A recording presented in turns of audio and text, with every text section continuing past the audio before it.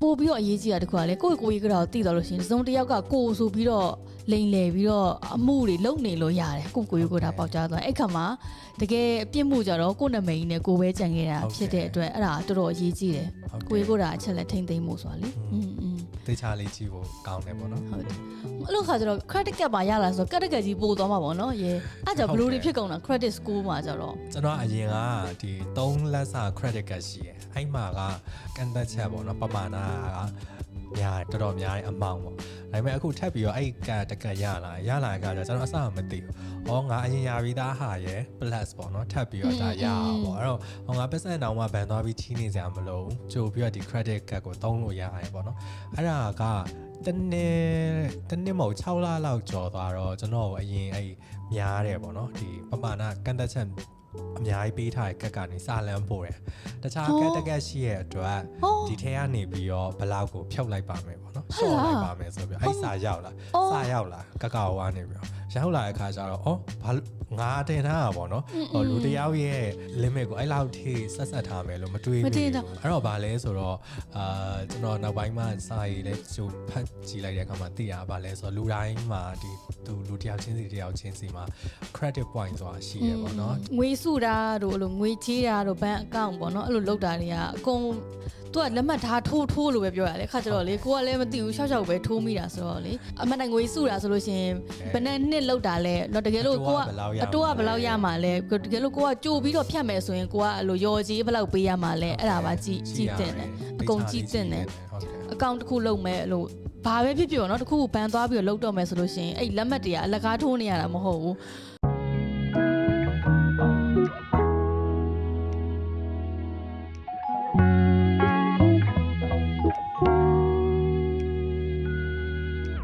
းမင်္ဂလာပါ Beyond K Dramas ကနေပြန်လည်ကြိုဆိုပါရစေမင်္ဂလာပါကျမတော့ပိုးပါကျွန်တော်ရေးပါဒီတစ်ပတ်ကတော့ဘာပြောကြမှာလဲဒီဘက်က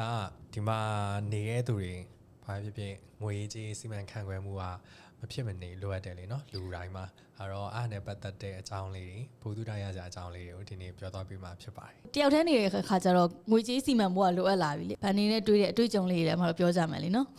်ဟုတ်ပါပြီမဘန်ကိုဘယ်တော့ကနောက်ဆုံးသွားပြစ်ခဲ့ရလဲဘန်နောက်ဆုံးသွားတာအားကြီးတော့မကြသေးဘူးအမအဲ့ချောင်းရထုံချမ်းပေါ့နော်အဲ့အစိုးရကနေဟိုတိုက်ခန်းလေလံပေးတဲ့အဲ့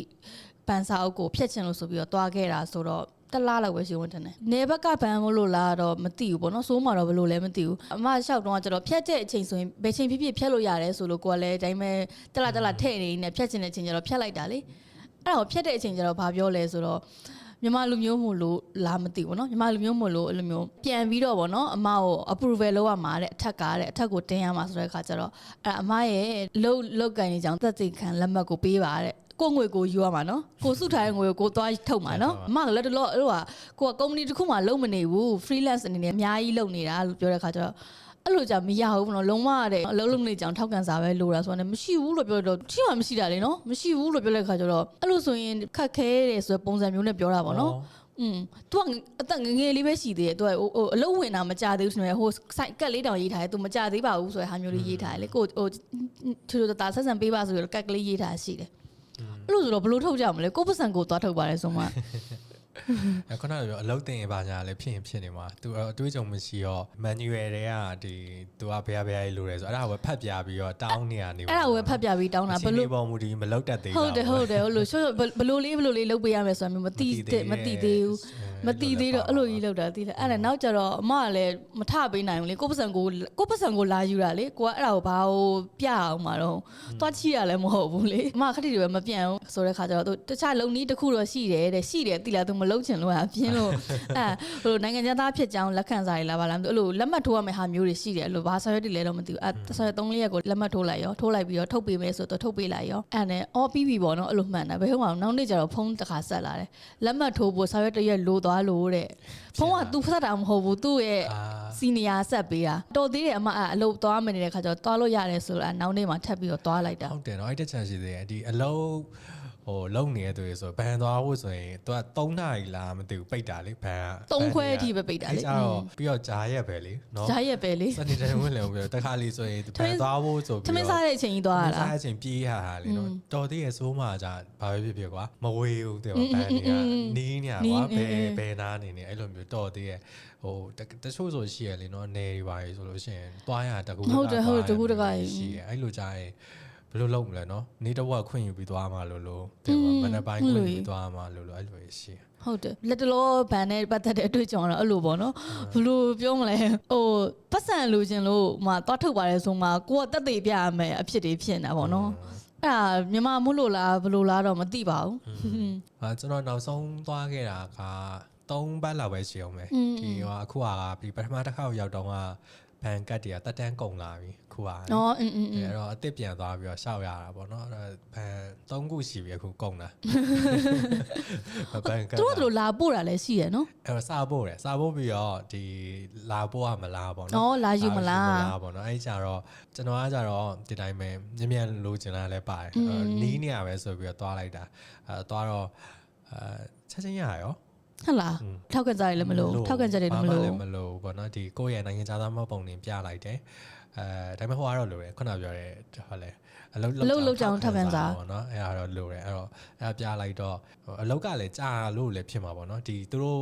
့ဘန်စားဖွင့်တော့ကတော့ဒီလောက်တော့မဟုတ်ဘူးကြောင်းတက်တော့ကလုပ်ခဲ့တာဆိုတော့လေဒါပေမဲ့ဒီမှာပဲဒီအကြာကြီးလုံနေလို့လာတော့မပြောတော့ဘူးပေါ့နော်ဟောတန်းထုတ်ပေးတယ်အခုကျွန်တော်ထင်ထားရခုနပြောလို့ကွာထပ်ပြီးတော့ဒီမြန်မာဆိုတော့ထပ်ပြီးထပ်တင်ရမယ်လို့ဘာလို့ထင်တာဒါပေမဲ့တွေးကြည့်ရောအမခုနပြောလို့ဆိုလို့ရှိရင်ဟိုလောက်တက်အတွေ့အကြုံပေါ်မှာလည်းမူတည်ရတဲ့နဲ့ဒီဘန်ဝင်နှန်းရဲ့လေဘာလဲဆိုတော့စိုးမှဆိုတော့ဘာဖြစ်လူကြီးတွေများတယ်ပြီးအတွေ့အကြုံရှိရကွာဒီနိုင်ငံသားတွေလည်းကြုံဘူးနေရမျိုးဘန်ဝင်နှန်းတွေများတဲ့အခါကျတော့သူတို့ကတခုမဟုတ်တခုပါသူတို့မှလှုပ်လို့ရနီလန်းတွေရှိရဟုတ်တယ်ပြီးတော့တည်ရကွာလုံးဝဒီ formula ကြီးအတိုင်းပဲဒီစာရွက်ထဲက manual အတိုင်းပဲသွားရမယ်ဆိုမဟုတ်ဘူးပေါ့နော်အဲ့တော့ကျွန်တော်ကတော့အရင်တော့ကဒီစူပါမှာရှိခဲ့တော့ကထက်ဆိုင်စိုးရောက်ပြီးတော့ဘန်တွေကတော်တော်ကိုအဆင်ပြေသွားတယ်ဟုတ်လားမမအဲ့လိုဒီစိုးမှာပဲနေခဲ့တာများတဲ့ခါကျတော့အဲ့လိုအခက်ခဲတွေတော့အများကြီးမကြုံခဲ့ရဘူးအခုနေသွားမှအဲ့လိုတွေကြုံရတာပဲကျွန်မ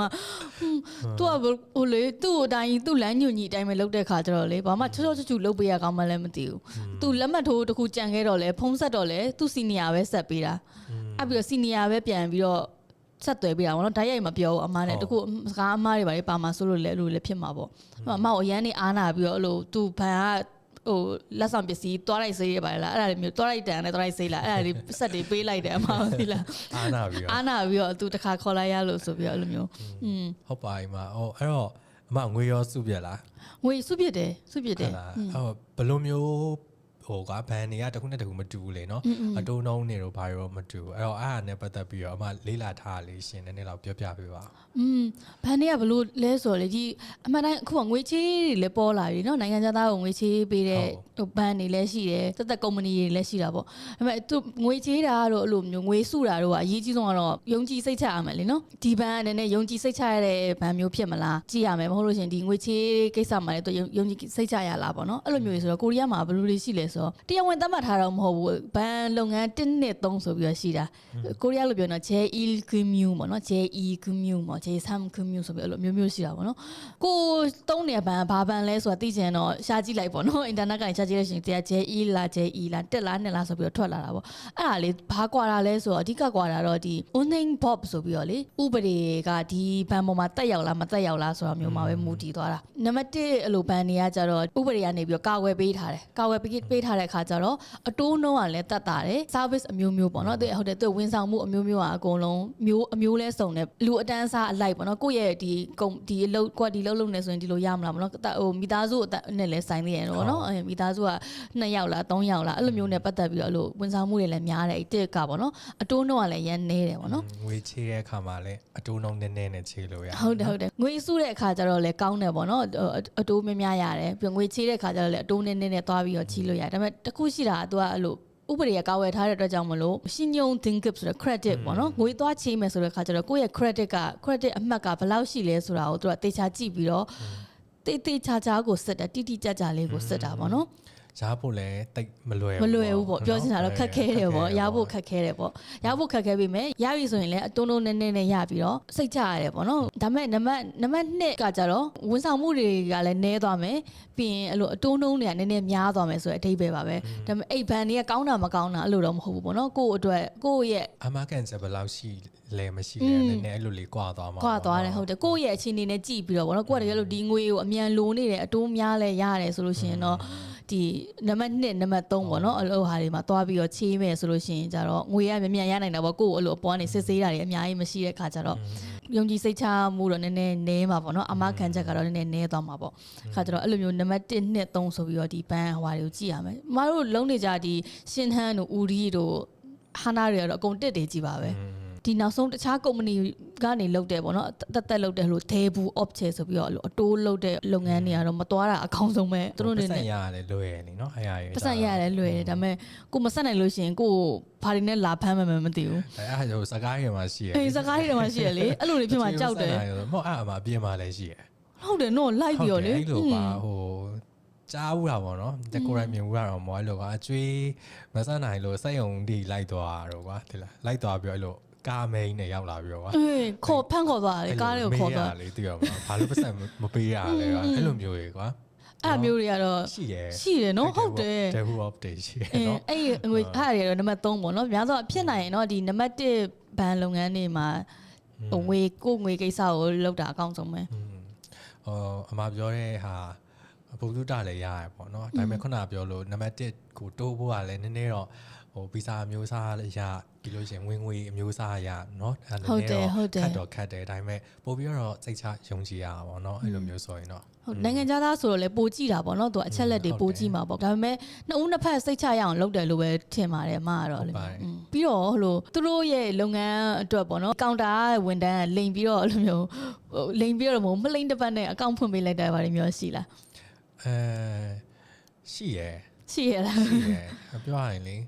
ဟိုအခုနောက်ပိုင်းဒီများလာရလို့ထင်တယ်ဘာလဲဆိုတော့ဒီဟိုကောင်တာဝန်တန်းရောဟိုကြုံဘူးတာဆိုတာဒီပေါ့နော်ကိုကတော့ယုံလို့ဆိုပြီးတော့ဒီတိုင်းသွားလိုက်တာပေါ့နော်သွားလိုက်ပြီးတော့ဒီသိပါတယ်ကိုနဲ့လည်းအသိပဲသူကနေပြီးတော့ဘန်ကောက်ပေါ့နော်ဘန်ကောက်ဟိုကျွန်တော်ကဟိုအများကြီးပတ်စံနေများနေလို့ဘန်တွေကိုခွဲထားမှာမဟုတ်ဘူးခုနပြောလို့ကွာတယောက်ဟိုတခုဒါလေးရှိထားလို့ရှိရင်ဘာကောင်းနေဆိုတာရှိတော့နည်းနည်းပေါ့နော်ဖွင့်ထားတဲ့အကောင့်လေး3-4ခုရှိတယ်အဲ့တော့အဲ့ဒီနောက်ဆုံးဖွင့်ခဲ့တဲ့အဲ့ဘန်ကောက်ဆိုလို့ရှိရင်အဲ့အတိပဲပေါ့နော်အတိတယောက်နဲ့ပဲလုပ်ခဲ့တာပဲအဲ့တော့သူကနားလေပါတယ်ဒီကဘာလဲဆိုတော့တခါလေးကြားလို့ရှိရင်ဝန်ထမ်းအရာကိုကဒီခုနပြောလို့လုပ်ငန်းခွင်မှာကိုကဘယ်လောက်လုပ်နိုင်တယ်ဆိုတာပြရမှာရှိရအောင်ရှိရတဲ့ခါကျတော့သူကလည်းဒီတိုင်းပဲလုတ်ပေးလိုက်တာပေါ့နော်လုတ်ပေးလိုက်တာဘာလဲဆိုတော့ဒီတိုင်းပဲနော်လုတ်ပေးလိုက်တာဘာလဲဆိုတော့အဲတော့ကဒီဘန်စာအုပ်ကဒီတိုင်းပေါ့နော်ငွေစုစာအုပ်ရောငွေစုစာအုပ်ကအပိုအနေနဲ့လုတ်ပေးလိုက်တာတလဘယ်လောက်ဆိုပြီးတော့ပေါ့နော်ငွေစုစာအုပ်ပြီးတော့ဒီ credit cardကောလုပ်ပေးတယ်လား credit card ကြီးရောကိုကဒီသွားဖွင့်တာဒီတိုင်းရိုးရိုးဘဏ်ကောင်သွားဖွင့်တာပေါ့နော်ဒီငွေစုစာကိုရောအဲ့လိုမျိုး3ခုလုံးလုပ်ပေးလိုက်မလို့အဖဲနဲ့ဟိုကိုကတော့ဒါပေမဲ့လေ तू ကအဲ့မှာတခြားဟာတွေရောလုပ်နေတဲ့ခါကျပြီးတော့ခုနောက်ပိုင်းဟိုဘဏ်နေသွားရလဲမလွယ်ဘူးပေါ့နော်အဲ့လိုမျိုးကြားနေရတဲ့ခါကျတော့အေးပေါ့နော်လုပ်လိုက်ပါမယ်ပေါ့တခါလေးရောက်တော့ one stop ပေါ့တကယ် one stop ဆိုတော့ service နဲ့အကုန်ရလာအဲ့လိုပေါ့နော်အဲ့တော့လှုပ်ဖြစ်သွားတယ်ပေါ့နော်အဲ့ဒါလှုပ်ဖြစ်သွားတယ်ဒါပေမဲ့နောက်ပိုင်းဆိုကိုကဒီယုံနာမှာလည်းအဲ့ဖန်ရှိနေတော့သွားပြီးတော့ဖြတ်မယ်ပေါ့နော်ဖြတ်မယ်ဆိုလှုပ်လိုက်တဲ့ခါကျတော့ကြီးလိုက်တော့3နှစ်တောင်မှလှုပ်ထားတာစာချုပ်ကငွေစုစာအုပ်ကအဲ့လိုပေါ့နော်ပုံမှန်ဆို1နှစ်လောက်ပဲလေအေးလေ3နှစ်ကြီးလှုပ်ပြတယ်လည်းရဲ့အဲ့ဘာမှမမေးဘဲနဲ့လှုပ်ခဲ့ရလားအဲ့ဒါကကိုကလည်းပေါ်စာပါပါတယ်တကယ်ဆိုရင်အဲ့လက်မှတ်ထိုးနေတဲ့အချိန်မှာစိတ်ရမှာအကုန်ကြည့်ရမှာလေဟိုကိုကလည်းယုံမိပြီးတော့အဲ့လိုမျိုးလက်မှတ်ပဲထိုးပေးလိုက်တာအကုန်လုံးအဲ့ကြအဲ့လိုဖြစ်သွားတာပေါ့အဲ့လိုငွေစုတာတို့အဲ့လိုငွေချေးတာတို့ဘဏ်အကောင့်ပေါ့နော်အဲ့လိုလုပ်တာတွေကအကုန်သူကလက်မှတ်ထားထိုးလို့ပဲပြောရတယ်ခါကျတော့လေကိုကလည်းမသိဘူးရှောက်ပဲထိုးမိတာဆိုတော့လေအမှန်တန်ငွေစုတာဆိုလို့ရှိရင်ဘယ်နဲ့နှစ်လောက်တာလဲတော့တကယ်လို့ကိုကအတိုးကဘယ်လောက်ရမှာလဲတကယ်လို့ကိုကကြိုပြီးတော့ဖြတ်မယ်ဆိုရင်ကိုကအဲ့လိုရော်ကြီးဘယ်လောက်ပေးရမှာလဲအဲ့ဒါပါကြည့်တင်တယ်အကုန်ကြည့်တင်တယ်အကောင့်တစ်ခုလုပ်မယ်အဲ့လိုဘာပဲဖြစ်ဖြစ်ပေါ့နော်တစ်ခုဘန်သွားပြီးတော့လုပ်တော့မယ်ဆိုလို့ရှိရင်အဲ့လက်မှတ်တွေကအလကားထိုးနေရတာမဟုတ်ဘူး ဟုတ်တယ်အဲ့ကျွန်တော်အဲ့ဒီဟာကိုစိတ်တူသွားတခုကကိုစိတ်တူတာပါလဲဆိုတော့ သူကိုသူအမပြောချင်တာတော့ကိုလည်းတိုးစရာမလိုဟုတ်သူ့ဘက်ကလည်းလိုတယ်သူ့ဘက်ကလည်းမလိမ့်တစ်ပတ်လောက်တာပဲလေဒါပေမဲ့ကိုကလည်းတစ်ချက်ကြည့်ရမှာပေါ့နော်ဟိုကိုစိတ်တူရဲဆိုတာတခြားမဟုတ်ဘာလဲဆိုတော့အဲ့ဘန်သွားရင်ကြတော့ဘန်ကောင်တာမှာထိုင်နေတဲ့အချိန်ကြလို့ရှိရင်ဟိုကွာစက်ခွင်မှာပေါ်လာရင်ကွာဆိုင်ထိုးလို့ရှိရင်ဘာဖြစ်အဲ့စက်ခွင်မှာကြည့်ပြတဲ့တမျက်နှာပြီးတမျက်နှာလာတာဆိုတော့ဟိုကအပြင်မှာဒီတိုင်းသွားလောက်တာဆိုတော့ခါကြသူကစာရွက်တင်တယ်on paper ကွာစာရွက်ဒီပေါ်မှာထိုးရတော့အဲ့စာရွက်တွေကအထက်လိုက်ကြီးလေမသိတဲ့အတိုင်းပဲတရွက်ချင်းစီလှန်ပြီးတော့မကြည့်ချင်တော့ဘူးတဲ့ဒီမှာဟိုသူ highlight လုပ်ထားတယ်ထိုးဆိုဒါထိုးဆိုရင်ထိုးလိုက်တော့တာပဲမှားတာပဲအဲ့ဒါကိုအဲ့ကိုအဲ့ဒါကိုပြစ်တင်နေဆိုတာဖြစ်တတ်ပါတယ်အဲ့လိုမျိုးဆိုအမဆိုကြည့်တယ်အဲ့လိုမျိုးတခါထိုးခိုင်းပြီဆိုလေနိုင်ငံခြားသားဆိုရင်ထိုးရတာရှိရယ်နိုင်ငံခြားသားရဲ့ကိုကြီးကိုတာအချက်လက်ကိုယူပါတယ်ဆိုပြီးတော့ထိုးရတဲ့ဟာလည်းရှိရယ်သဘောတူညီချက်ဆိုထိုးရတာလည်းရှိရယ်အဲ့ကိုသဘောမတူဘဲနဲ့ကိုကထိုးမိနေဒုက္ခရောက်အောင်ပါလေအဲ့ဒါရှိရယ်ပြီးတော့နောက်တစ်ခုကပါလဲကိုယ့်ရဲ့ဒီဖုန်းကို marketing message တွေပို့မယ် marketing ဒီသဘောအနေနဲ့ဖုန်းတွေဆက်မယ်ဆိုရင်ရောလက်ခံနိုင်မလားဆိုတာအဲ့ဒါကိုလက်ခံပါတယ်ဆိုတဲ့ဟာသဘောတူပါတယ်ဆိုတာအမှန်ချစ်လိုက်မိရတာရှိရယ်ကွာအဲ့ကြရင်တခါလေကြရင်ကျွန်တော်အဲ့ဒါအခုနောက်ပိုင်းဆိုတေချာစစ်တယ်အဲ့ဒါကိုဘာလို့ဆိုမလို့ချင်ဘူးလေအဲ့လိုဖုန်းကောတွေကွာဟိုကိုကလိုအဲ့လိုဆက်တာတစ်မျိုးပေါ့နော်ကိုအလုပ်ချိန်မှာအဲ့လိုမျိုးဟာမျိုးဆိုမကြိုက်ဘူးကြိုက်တဲ့ခါကျအဲ့လိုအခုနောက်ပိုင်းဆိုအဲ့ marketing ဟိုသဘောတူပါဆိုရင်အကုန်ဖြုတ်တယ်ဘာလို့လဲဆိုတော့အကုန်ဖြုတ်မှရတယ်သူကဒီဘန်နေမဟုတ်လေသူနဲ့ဆက်ဆက်နေတဲ့ဒီလုပ်ငန်းစုတွေရှိရမလားစားတော့ကုန်တွေပဲဖြစ်ဖြစ်ဒီဖုန်းလိုင်းတွေပဲဖြစ်ဖြစ်အဲ့group ထဲမှာပါတဲ့ဟာအကုန်လုံးကလာတာလေဟုတ်တယ်ဘာလို့လဲအာမခံလုံးမလားပါဘူးအာမခံဖုန်းကအမြဲတမ်းကိုလာတာသိလားအဲ့ Hyundai ကတ်ကလေအမြဲတမ်းလာတာသိလားကိုကဒီ Hyundai ကတ်ပဲဖြစ်ပါတော့ကိုကသုံးနေရဆိုတော့ငါသုံးနေရဘာမှအမားပါသွားလို့လဲဟိုအဲ့လိုတင်ပြီးတော့နားထောင်နေရတကယ်ကြတော့မဟုတ်ဘူးတခြားဝန်တန်းကြီးတခြားကွာ marketing ဆင်းတဲ့ဟာမျိုးကြီးအဲ့ကြအခုကျွန်တော်အရင်တော့မသိတော့ကအဲ့လိုမျိုးသဘောတူပါလောက်ထားရဆိုလို့ရှိရင်လေကိုယ်တိုင်အဲ့ customer center ဖုန်းဆက်ပြီးတော့အခုချိန်ကစပြီးသဘောမတူတော့ပါဘူးငါဟိုဖြုတ်ပေးပါဆိုပြီးတော့ပြောလို့ရတယ်အဲ့ကြရင်ထပ်မလာတော့အဲ့ကျွန်တော်အဲ့လိုမျိုးအခုဆိုရင်အဲ့ရှိသမျှအကုန်လုံးပတ်ပြီးတော့ပြောတာဖြုတ်ပေးပါတခါလေကြာရင်ဖုန်းထဲကနေ banking ထဲကနေပြီးတော့လုပ်လို့ရရရှိရယ်ဒါပေမဲ့တခါလေကြာလို့ရှိရင်ကျတော့ကိုယ်တိုင်ဖုန်းဆက်ပြီးတော့မှဖြုတ်လို့ရရရှိရယ်ပေါ့နော်ကျွန်တော်ကတော့အကုန်လုံးအဲ့လို marketing ဟာဆိုဘယ်မှလက်မခံလုပ်ထားကောင်းတယ်အဲ့ဒါမျိုးဆိုအမဆိုရင်ဟိုလို email တို့ဘာတော့ message တို့ဆိုတော့လက်မခံထားဘူးအဲ့ဖုန်းကိစ္စကိုတော့မှားပြီးတော့နှိပ်မိတယ်နဲ့တူပါတယ်အားကြောင့်မလို့ဖုန်းနေလာတာအဲ့ပြန်ပြောရအောင်မယ်ဆိုဒါပေမဲ့ဟိုအများနဲ့ရွေးတဲ့ထဲမှာပါတယ်လေဟိုရွေးချယ်လို့ရတယ်ဆိုပြီးတော့ဟာရှိရယ်လေ marketing ဟိုလက်ခံသဘောတူလားဆိုတာအဲ့ဒါတော့အများနဲ့မလက်ခံမိဘူး email ပို့လို့ရလား message ပို့လို့ရလားအဲ့လိုမျိုးဟာမျိုးတွေရှိအဲ့ဒါဥပဒေအရာကိုကွာအဲ့ဒါက customer စိတ်ကြိုက်လက်ခံဟုတ်တယ်ကိုလက်ခံမှလာတာလေနော်ဒါပေမဲ့အဲ့ဒါကိုသူမလိမ့်တစ်ပတ်နဲ့လိန်ပြီးတော့သိမလား message ဟိုက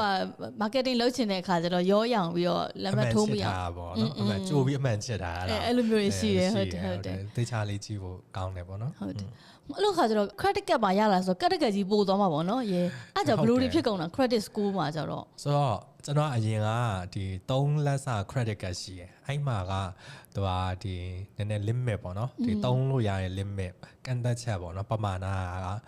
များတယ်တော်တော်များတယ်ပေါ့နော်တော်တော်များတဲ့အမောင့်ပေါ့ဒါပေမဲ့အခုထပ်ပြီးတော့အဲ့ကတကရလာကကျွန်တော်အစမသိဘူးဟောငါအရင်ရပြီးသားဟာရယ် plus ပေါ့နော်ထပ်ပြီးတော့ဒါရအောင်ပေါ့အဲ့တော့ဟောငါပတ်စံတောင်မှဘန်သွားပြီးချီးနေစရာမလိုဘူးကြိုပြီးတော့ဒီ credit card ကိုသုံးလို့ရတယ်ပေါ့နော်အဲ့ဒါကတ